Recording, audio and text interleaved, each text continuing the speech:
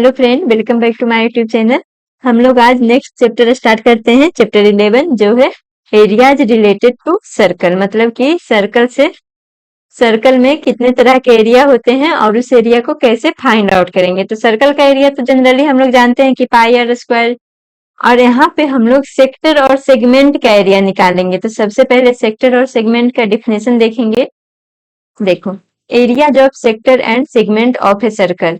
Area, segment और circle का कैसे सेक्टर का कैसे निकालेंगे। तो सेक्टर क्या होता है, यहाँ पे जो फिगर दिया हुआ है 1.11.1, इसमें हम देख रहे हैं कि एक सर्कल है और सर्कल में एक लिखा हुआ है माइनर सेगमेंट और एक मेजर सेगमेंट। मतलब सर्कल में दो सेगमेंट होते हैं, सॉरी, सर्कल में माइनर सेक्टर और मेजर सेक्टर लिखा हुआ। उसी तरह से फिगर 11.2 है, उसमें है एक माइनर सेगमेंट और दूसरा है मेजर सेगमेंट। तो सेक्टर का डिफिनेशन क्या होता है, दिया है कि the portion of circular region enclosed by two radii and the corresponding arc is called A sector. क्या कह रहा है कि कोई सा भी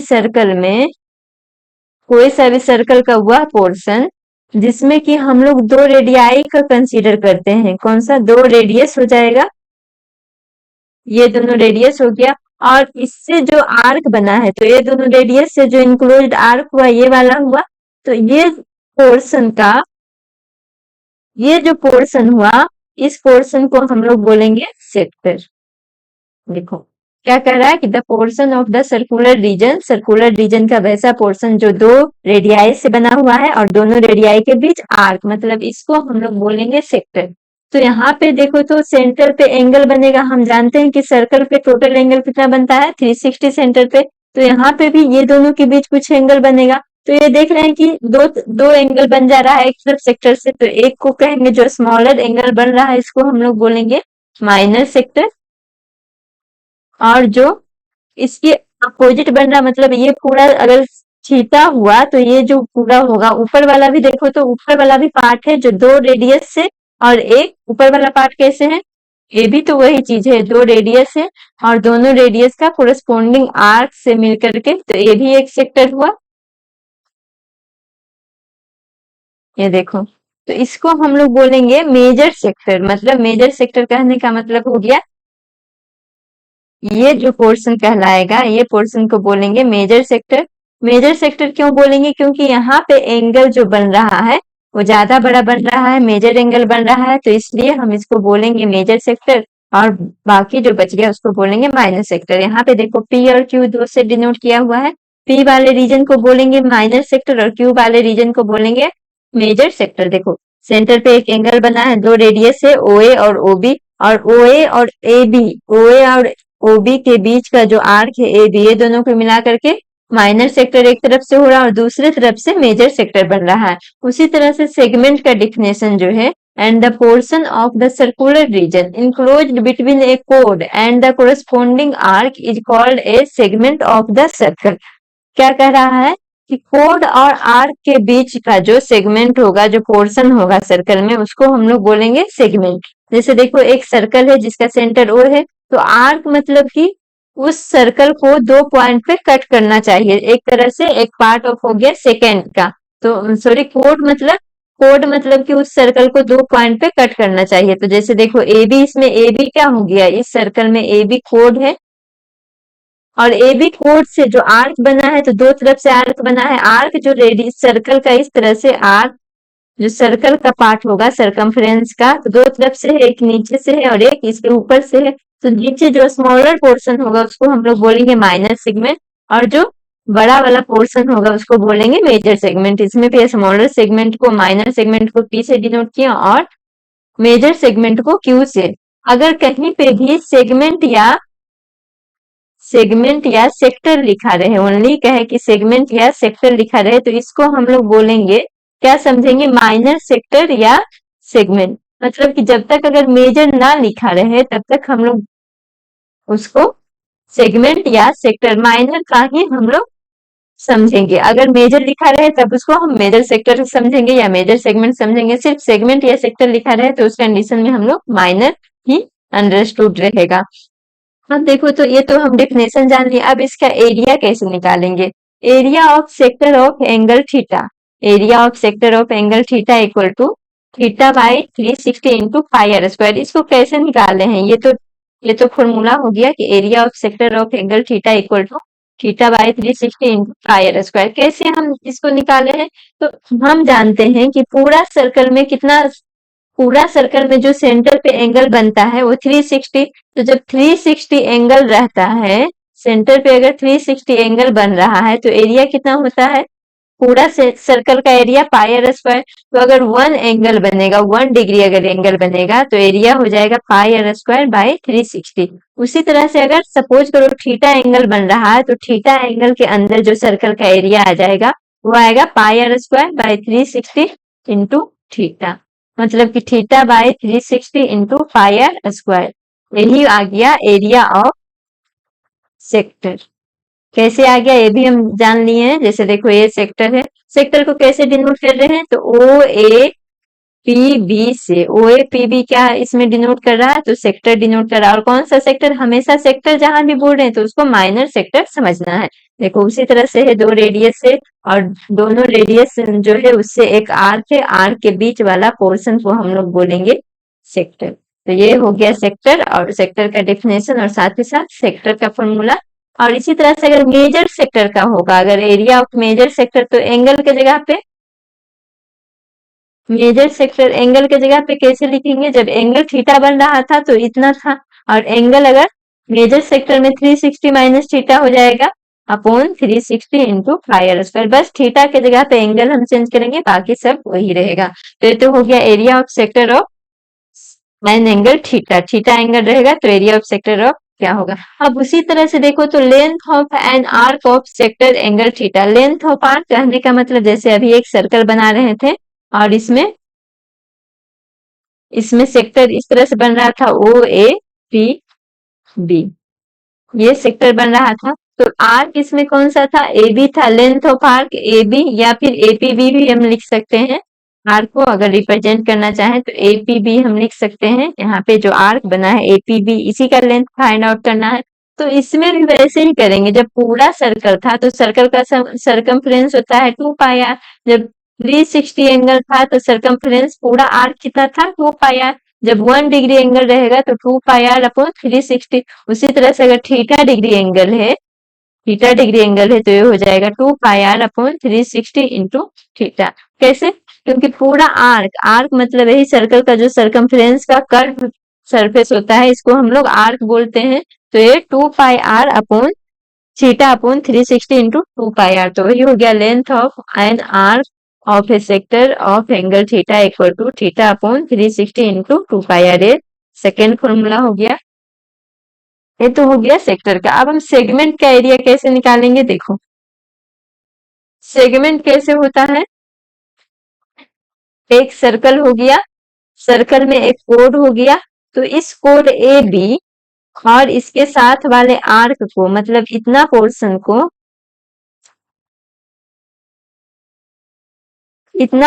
को हम लोग बोलते हैं सेगमेंट। ये वाला नीचे वाला माइनर सेगमेंट होता है और ये वाला सेंटर रो है, और ये वाला जो कहलाएगा इसको हम क्यू डिनोट करते हैं, तो ये मेजर सेगमेंट होता है।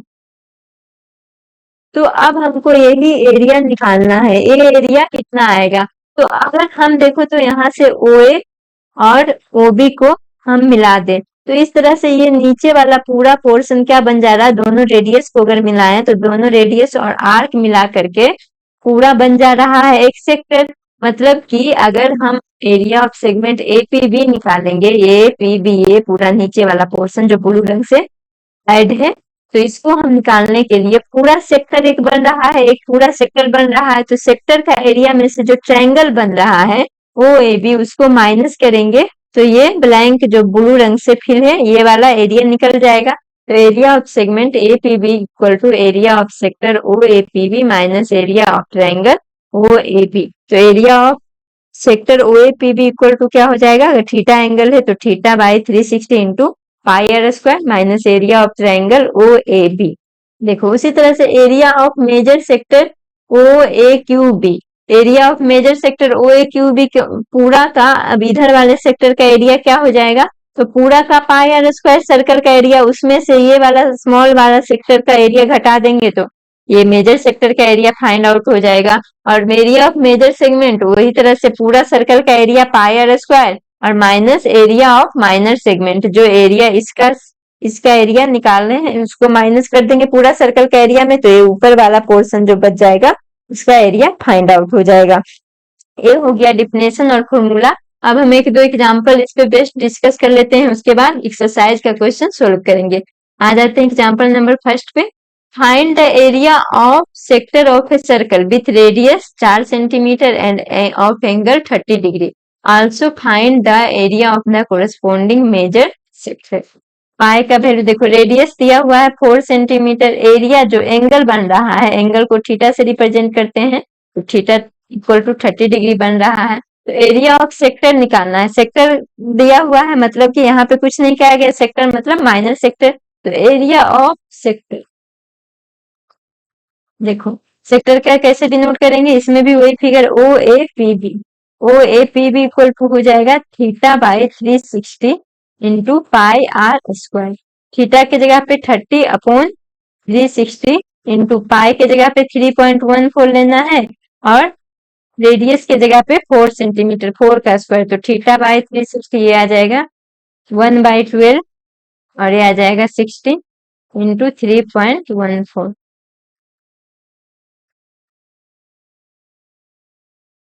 और ये 1.03 बार में लगभग कटेगा। तो यहाँ से देख रहे हैं कि एरिया ऑफ सेक्टर जो आ गया 4 इंटू 1.03, तो ये आ जाएगा 12 मतलब 4.12 सेंटीमीटर स्क्वायर। ये आ गया area of sector O A P B. उसी तरह से आगे क्या कर रहा है कि also find the area of corresponding major sector. Major sector का एरिया फाइंड आउट करना है, तो फॉर्मूला का भी यूज कर सकते हैं, 360 माइनस 30 लगाएं, या फिर सर्कल का एरिया पाई आर स्क्वायर में से ये माइनस सेगमेंट का एरिया घटा दें।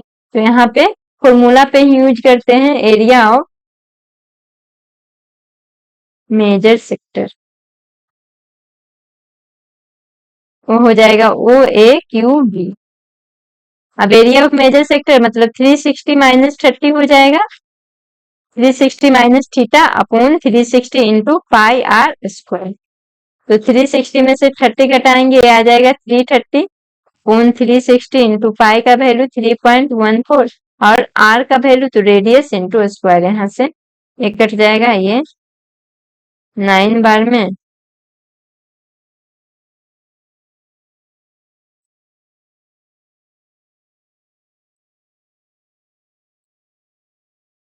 और इसको सोल्व करेंगे तो ये आएगा लगभग 4.6 सॉरी ये आएगा 46.1 सेंटीमीटर स्क्वायर। ये पूरा को सोल्व करेंगे तो हम डायरेक्ट लिख दे रहे हैं, ये हो गया एग्जाम्पल नंबर 1। अब है example number second. Find the area of the segment A by B. देखो तो area of segment A by B है, जो ब्लू रंग से साइडेड है, इसका एरिया निकालना है। In figure 11.6 if radius of the circle is 21 centimetre and angle A O B is 120 degree. देखो सबसे पहले तो एरिया ऑफ सेगमेंट जो होता है, एरिया ऑफ सेगमेंट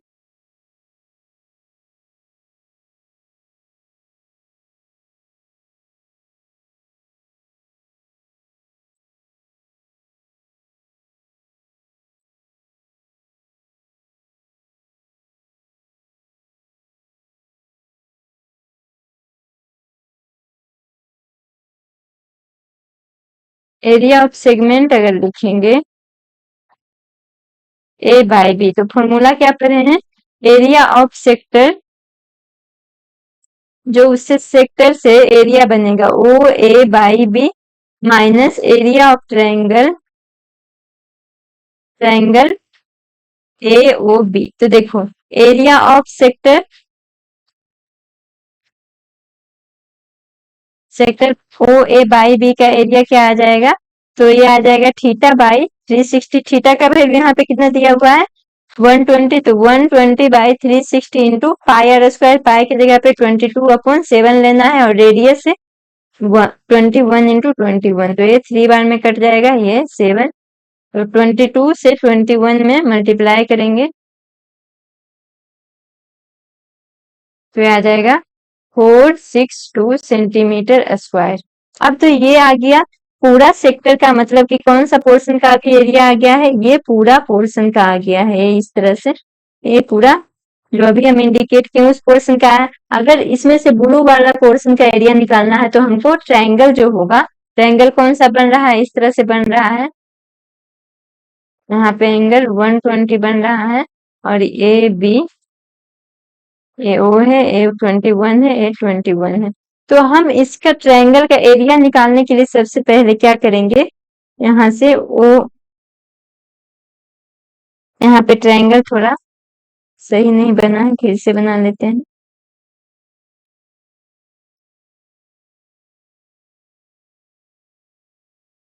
ये ट्रायंगल है ओ और ये ए था, ए बी था, एंगल बन रहा था 120, ये था 21 और ये 21। तो देखो तो हम एक परपेंडिकुलर ड्रॉ करेंगे, draw draw OC perpendicular to A B. अब परपेंडिकुलर ड्रॉ करने से क्या हुआ, ए बी क्या है, कोड है, तो हम पहले ही पढ़ चुके हैं सर्कल में कि अगर कोड पे सेंटर से, वो सेंटर था, अगर कोड पे सेंटर से परपेंडिकुलर डालेंगे तो ये दोनों को इक्वल पार्ट में बाइसेक्ट करेगा, मतलब कि परपेंडिकुलर यहाँ से हो जाएगा ए सी इक्वल टू बी सी। क्यों, क्योंकि perpendicular drone from centre to code bisect code क्या करता है कि कोई सा भी सर्कल में अगर सेंटर से कोड पे हम परपेंडिकुलर ड्रॉ कर रहे हैं तो ये इसको बाइसेक्ट करेगा।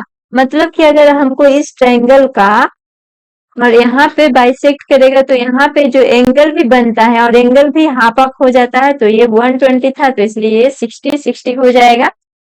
अगर ऐसे नहीं समझ में आ रहा तो हम देखेंगे कि ये दोनों ट्रायंगल में, in triangle AOC and BOC, AOC और BOC में AO इक्वल टू BO है और OC इक्वल टू OC है, और एक एंगल इक्वल 90 डिग्री ड्रॉन किए हैं, मतलब कि एंगल OCA इक्वल टू हो जाएगा angle OCB equal to 90 degree, ये कंस्ट्रक्शन किए हैं। तो देखो तो एक एंगल और एक हाइपोटेनस OB और एक साइड बराबर है, तो यहाँ से बाई RHS से हो जाएगा ट्रायंगल AOC कंग्रुएंट होगा ट्रायंगल BOC के। तो यहाँ से भी आ गया AC इक्वल टू BC, और हम कंग्रुएंट क्यों प्रूव किए, क्योंकि ये वाला एंगल आधा आधा हो जाएगा, मतलब एंगल AOC इक्वल टू हो जाएगा एंगल BOC, और पूरा एंगल दिया हुआ है एंगल AOB इक्वल टू 120 दिया हुआ है, तो एंगल AOC इक्वल हो जाएगा angle BOC equal to half of angle AOB, और हाफ ऑफ एंगल AOB कितना आ जाएगा, तो half into 120 equal to 60 degree. अब देखो तो हमको इस ट्रायंगल का एरिया मालूम करना है, तो area of triangle AOB equal to होता है half into base into height, तो बेस इसके लिए AB हो गया और हाइट OC हो गया। हमको AB भी फाइंड आउट नहीं है और OC भी फाइंड आउट नहीं है, तो यहाँ से हम देख रहे हैं कि एक राइट एंगल ट्रायंगल बन रहा है, ट्रिगोनोमेट्री का यूज करेंगे। यहाँ पे देखो in triangle, right angle triangle AOC में, अब यहाँ पे हमको AC फाइंड आउट करना है, तो AC फाइंड आउट करने के लिए 21 है, ये परपेंडिकुलर है, तो ये बेस हो गया, हाइपोटेनियस हो गया, cos 60 लगाएंगे, cos 60 इक्वल टू हो जाएगा AC अपॉन AO, और cos 60 का वैल्यू हम जानते हैं 1/2, AC का वैल्यू है 20, AC फाइंड आउट करना है और AO का वैल्यू है 21, तो AC इक्वल टू आ जाएगा 21 अपॉन 2। उसी तरह से cos 60 लगाएं तो AC फाइंड आउट हो गया, और अगर हमको ये OC फाइंड आउट करना है, तो OC फाइंड आउट करने के लिए देखो तो OC फाइंड आउट करने के लिए ये परपेंडिकुलर हो जाएगा और ये हाइपोटेनस हो जाएगा, तो इसमें sin 60 लगाएंगे, sin 60 equal to OC upon AO, तो sin 60 का वैल्यू √3/2 और OC AO दिया है 21, तो OC इक्वल टू आ गया 21√3/2।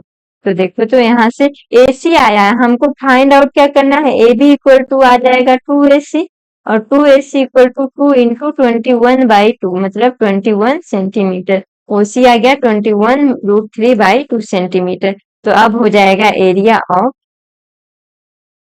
Triangle AOB equal to half into base था AB और परपेंडिकुलर हाइट हो जाएगा OC, तो हाफ इंटू बेस 21 और ये हो जाएगा 21√3/2। तो ये आ जाएगा 441/4 इंटू √3।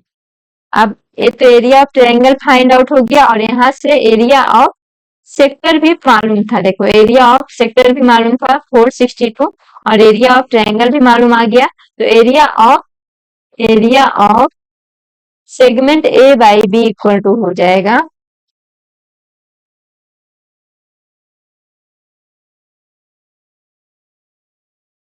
A/B इक्वल टू हो जाएगा area of sector OA/B minus area of triangle AOB। ये आया था 462 और ये आ गया 441/4/2।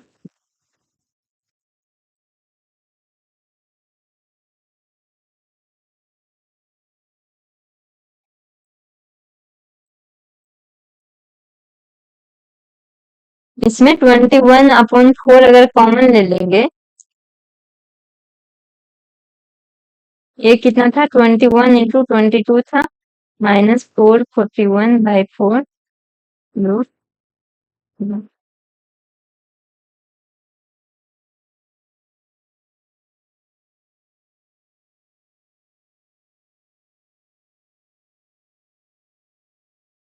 तो यहाँ से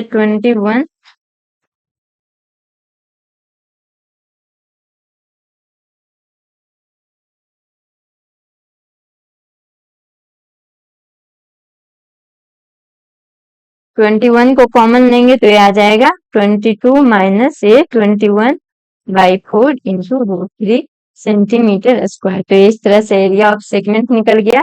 अब हम लोग नेक्स्ट वीडियो में अगला चैप्टर स्टार्ट करेंगे।